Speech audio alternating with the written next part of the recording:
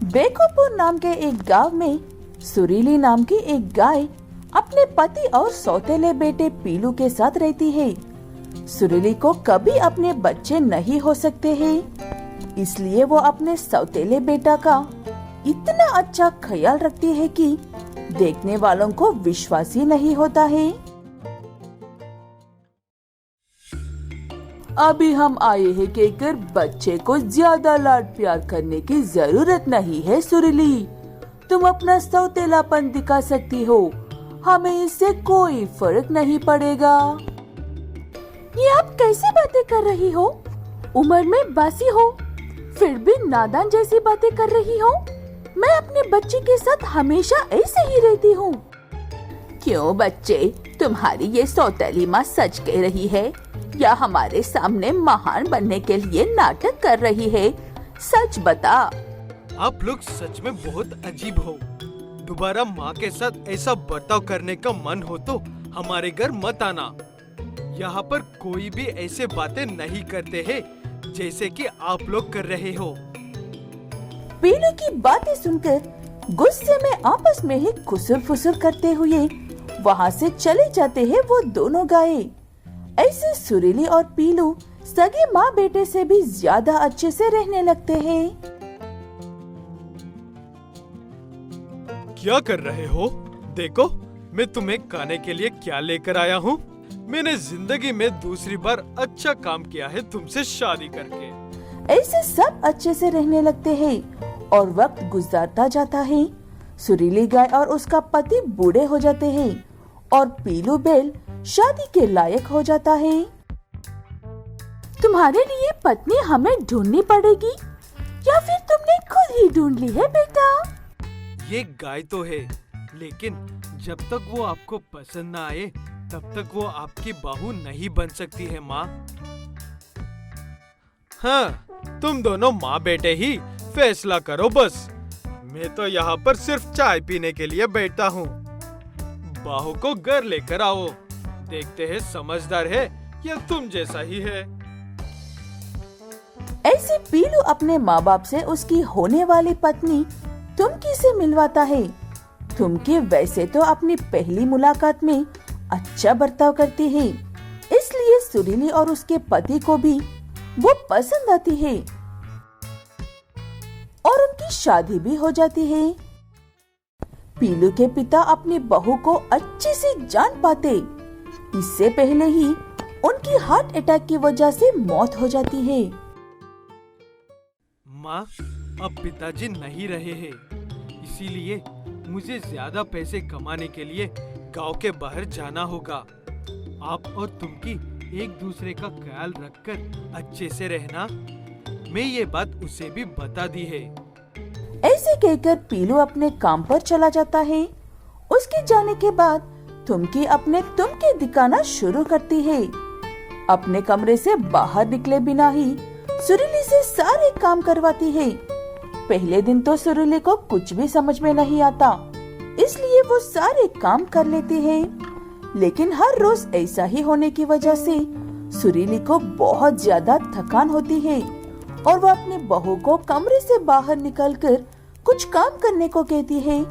तब तुमके गुस्से में अपनी सास से, ए बुढ़िया, तेरी हिम्मत कैसी हुई मुझसे ऐसी बात करने की? तुझे उस बूढ़े के मरने के बाद भी इस घर में इसलिए रहने दे रही हूँ क्योंकि तू यहाँ के काम कर सके। ये क्या बदतमीजी है? मेरे बेटे को आने दो, उसी की सुनोगी तुम। ऐसे कहते हुए पीलू के आने के बाद सारी बात बताती है सुरीली गाय।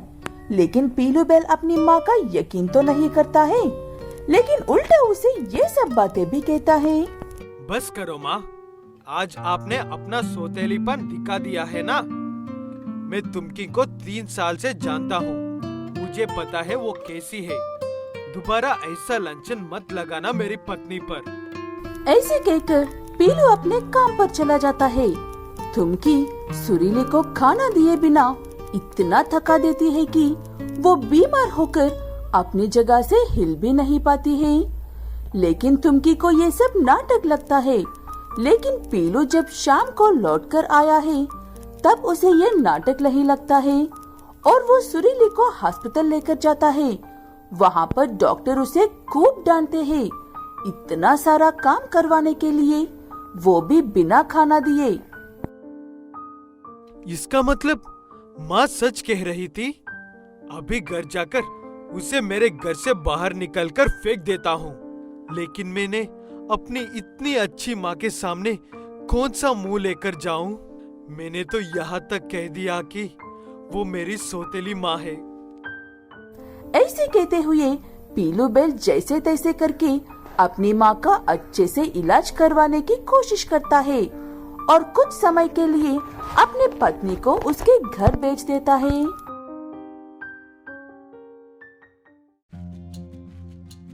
पवनपुर नाम के एक गांव में किट्टी नाम की एक अनाथ गाय रहती है। किट्टी गाय के ना पिता है और ना ही माँ, इसलिए छोटी सी किट्टी गाय अकेले ही अपनी टूटी हुई झोपड़ी में रहते हुए कोई ना कोई काम करके 2 पैसे कमाकर गुजारा करती थी। नींबू ले लो माँ जी, नींबू ले लो साहब जी, ताजे ताजे नींबू ले लो, 10 रुपए में 4।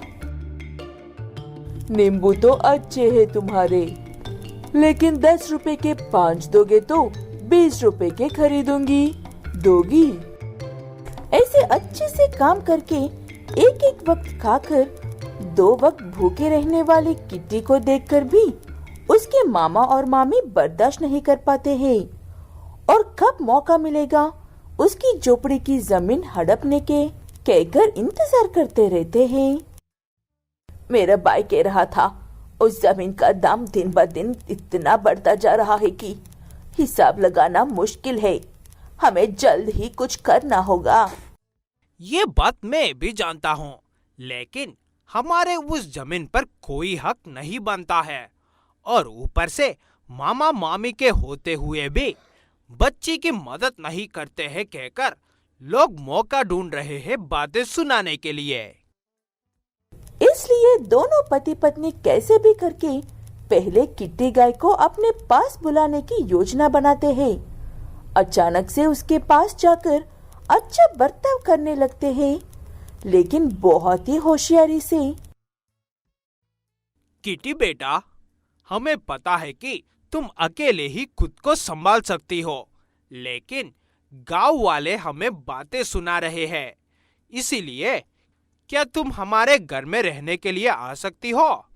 मेरे लिए ना सही, मैं अपनी बहन तुम्हारी माँ की तरफ से ये बात कह रहा हूँ, मना मत करना। ऐसे कहने की वजह से किट्टी गाय भी मना नहीं कर पाती है और अपने मामा के साथ उनके घर रहने के लिए जाती है। 2 दिनों तक किट्टी का अच्छा ख्याल रखा जाता है और इन्हीं 2 दिनों में उसकी झोपड़ी को तोड़कर साफ जमीन बना देते हैं बेचने के लिए। ए किट्टी, अगर हमारे साथ इस घर में रहना हो तो इन कागजात पर दस्तखत करो, वरना निकल जाओ इस घर से। लेकिन ये बेचारी जाएगी कहाँ पर? हमने तो इसकी उस झोपड़ी को भी तोड़ दिया है। आप लोगों ने मेरा घर तोड़ दिया है और अब उसे बेचना चाहते हो?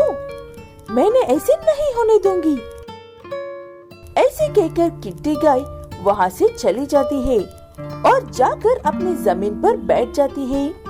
तेज धूप में दिन भर वहीं पर बैठी रहती है किट्टी गाय। शाम होते ही मौसम बदल जाता है, तेज हवा और धीरे से बारिश होने लगती है और धीरे धीरे बारिश तेज होने लगती है। किट्टी के पास उस बारिश में भीगाने का अलावा और कोई रास्ता नहीं था। ये क्या हो रहा है मेरे साथ? पहले धूप, अब ये बारिश, ऊपर से भूख, मुझे तो कुछ भी समझ में नहीं आ रहा है। ऐसे कहकर परेशान हो रही किट्टी उसी जमीन पर सो जाती है। अगले दिन सुबह उठकर देखा तो उसके आसपास कुछ लोग खड़े थे। कौन हो तुम लोग? क्या तुम्हें मेरे मामा और मामी ने भेजा है? अगर तुम लोग इस जमीन के लिए आए हो तो चले जाओ यहाँ से। घबरा मत बेटा, कल रात की बारिश में बहुत से घर टूट गए हैं। हम कोई घायल तो नहीं है ये देखकर मदद करने के लिए आए हैं, लेकिन तुम्हारी बातें सुनकर गड़बड़ लग रही है। ऐसे वो लोग किट्टी गाय से सारी बात जानते हैं और उसके मामा और मामी से किट्टी का नया घर बनवाने के पैसे लेकर किट्टी के लिए नया घर बनवा कर देते हैं और उन दोनों को जेल में डाल देते हैं। कुछ दिन जेल में रहकर आने के बाद उनकी हालत बहुत खराब थी। ना करने के लिए कोई काम था, ना खाने के लिए खाना था। तब किट्टी बाई उनकी मदद करने के लिए सामने आती है। चिंता मत कीजिए मामा और मामी जी, आप अपनी परिस्थिति ठीक होने तक मेरे साथ मेरे घर में रह सकते हो। बदले में मुझे आप लोगों से कुछ भी नहीं चाहिए। छोटी बच्ची के मुंह से ऐसी बात सुनकर दोनों को अपने आप से ही शर्म आने लगती है और वो किट्टी से माफी मांगकर हमेशा के लिए उसी के साथ रहकर अपनी बेटी की तरह रहते हैं।